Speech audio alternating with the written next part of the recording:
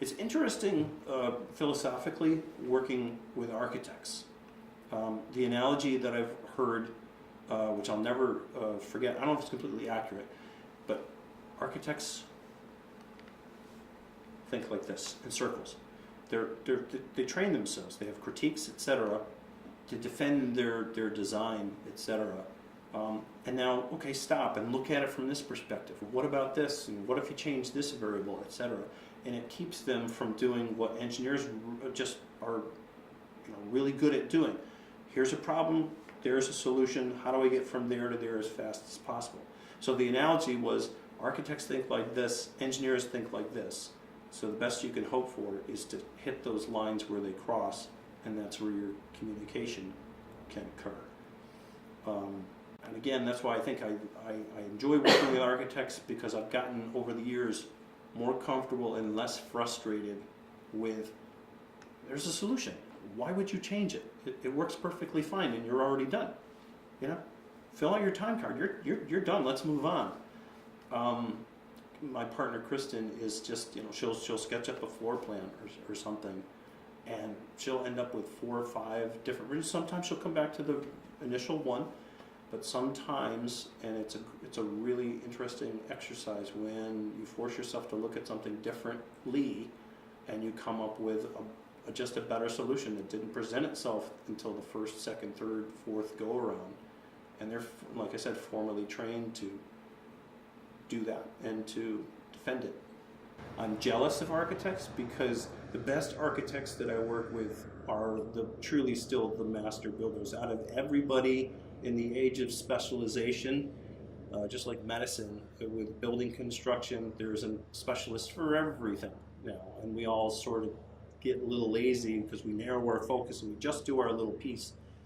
But architects are still the ones steering, and they're the ones who have to have a good command over everybody else's piece of the puzzle. And to watch a good, seasoned, masterful architect conduct that process is fun. It's fun. Of working with an architect, particularly admired, or the navigating through a tricky process? Sure. I'll relate 2 quick stories. One is an architect. It was the first week that I was in the business.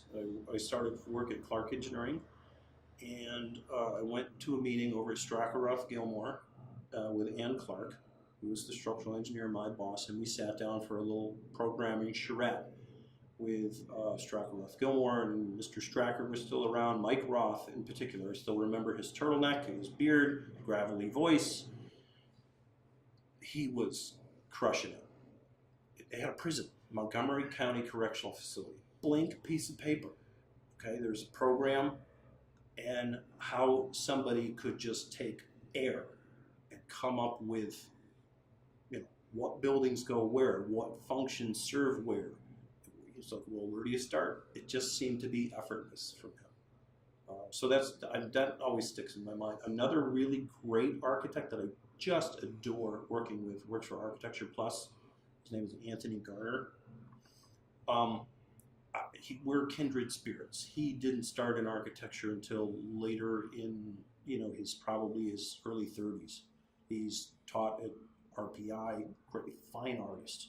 Oh my God, brilliant sculptor, painter, just Renaissance guy. This guy can speak eloquently on any topic: politics, art, poetry, travels. He's like the guy I would love to be.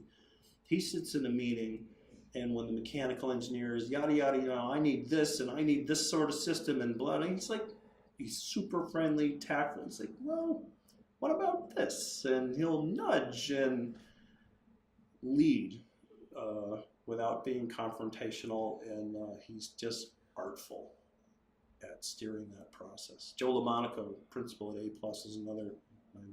I've stepped in and I've said in front of my wife and partner, who was an architect, that Joe is my favorite architect. Joe's passionate, hot-blooded. He's the kind of guy who can go into an interview at Dasney and say to the client across the table, you really don't have this figured out. you know, you're going about this all wrong. You know, I've seen him command a room and walk away with a job saying, you really need to go back and reissue this bid in a couple years when you have twice the budget. I saw that happen in particular for a dormitory at SUNY Oneonta. Not everybody can pull that off, and not every, that won't work in every situation. He's passionate, and his heart is in the right place, and it's just he's a genuine person. But he's got knowledge. He's a structural engineer. He's a PE. He went to Syracuse. He used to teach structures. Liked architecture. Got his architecture degree, and he practices architecture, but he still maintains his PE. He's a really brilliant guy. I want to be Joe when I grow up.